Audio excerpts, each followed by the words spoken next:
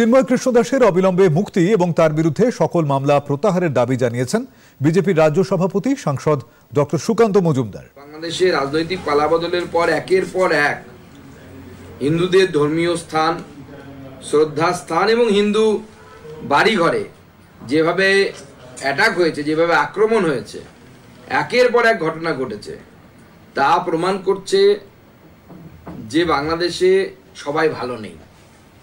একটা পোর্শন মানুষ, অর্থাৎ যারা ধর্মীয় সংখ্যালঘু, তারা অভূতপূর্ব অত্যাচারের সম্মুখীন হয়েছে এবং তার প্রতিবাদে যখন চিন্ময় প্রভুর নেতৃত্বে বাংলাদেশের সনাতনী সমাজ আওয়াজ তোলার চেষ্টা করেছে, তখন চিন্ময় প্রভুকে এইভাবে গ্রেপ্তার করা বাংলাদেশের সরকারের অন্যতম ঘৃণিত কাজ বলে আমরা মনে করছি। ভারতবর্ষ স্বাধীন সার্বভৌম দেশের ইন্টারনাল ম্যাটারে, আন্তরিক বিষয়ে কোনো হস্তক্ষেপ করে না।